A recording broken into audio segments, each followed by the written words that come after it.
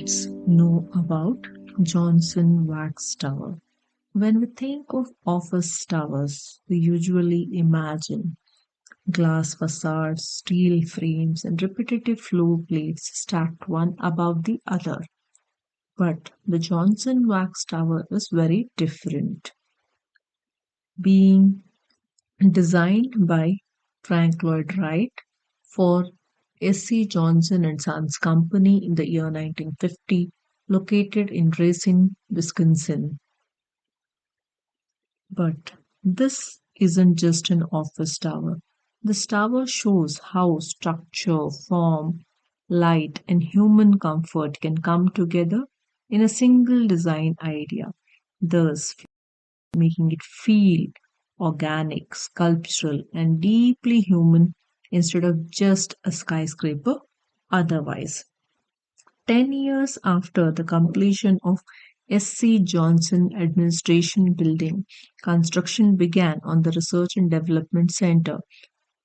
But here, Frank Lloyd Wright believed in organic architecture, that is, an architecture that grows naturally from its function, structure, and site. Instead of designing a typical skyscraper similar to most of tall buildings of mid-20th century, Wright imagined the tower like a tree, just the central trunk being the strong main core, while the floor plates spreading around like branches. This concept directly influenced the structural system. Let's see how exactly this was converted back then. So, but here, when he started, the Johnson Wax Tower uses a central reinforced concrete core, as we see here. From this central core here, it has all the services around it here. And then there are floor plates. What is different here is inside you see mezzanine floors which are cantilevered from the core and alternated with full size floors. And there are no perimeter columns to this.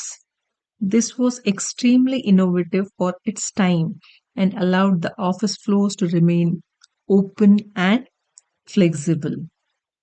Thus, here when we see the building is having different floor plates which is being placed with no columns but surrounding with glass alternating from top to bottom.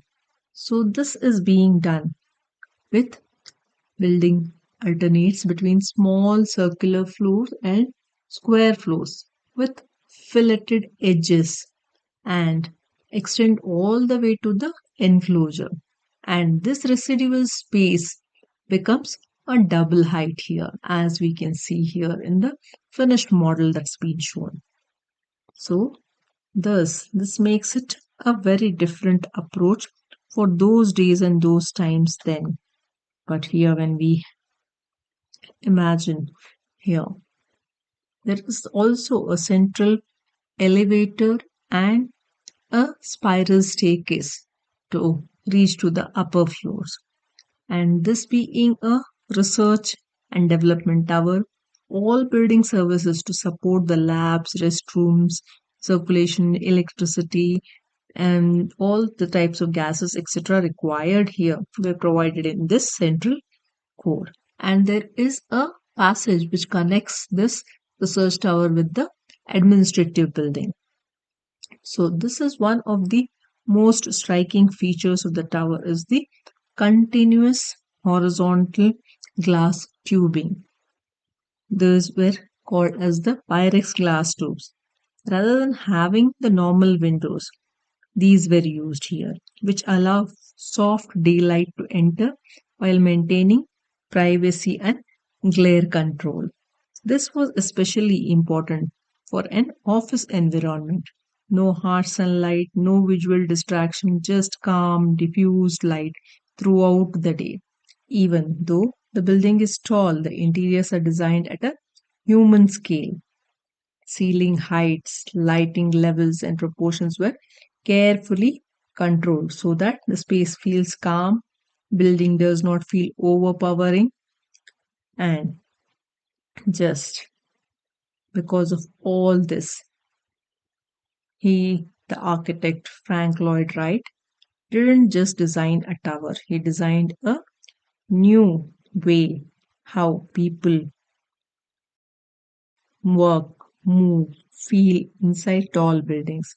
That's why Johnson Wax Tower is being studied even today. Thanks for watching. If you like, please share and subscribe. Thank you.